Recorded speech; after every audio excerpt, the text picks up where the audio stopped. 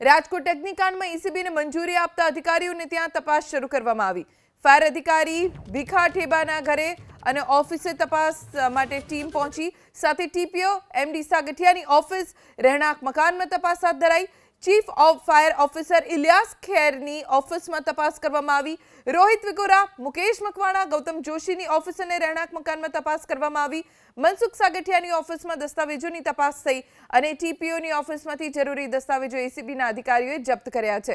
મહાનગરપાલિકાના town planning શાખા અને ફાયર વિભાગના અન્ય અધિકારીઓની પણ એસીબી પૂછપરછ કરી શકે છે।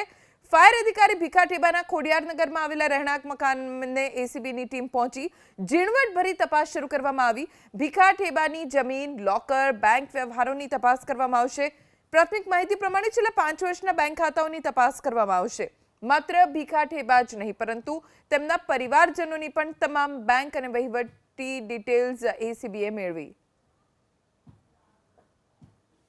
પાંચ ટીમો કામ કરી રહી છે, બાકીની વિગત પછી તમને મળી જશે। આ અલગ અલગ બધા અધિકારીઓ છે,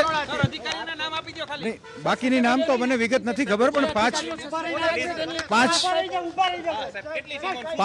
ચાર પાંચ ટીમો કામ કરી રહી છે, 4 થી 5 ટીમો। બાકીની કોઈ વિશેષ માહિતી અમારી પાસે નથી। 4 થી 5 ટીમો અલગ અલગ કામ કરે છે અને હજી કાર્યવાહી ચાલુ છે। બાકીના કયા અધિકારીઓ છે એ કઈ વિશેષ માહિતી અમારી પાસે નથી। કઈ એ અત્યારે કઈ ન કહેવાય, અત્યારે અમારી તપાસની કાર્યવાહી ચાલુ છે। પ્લીઝ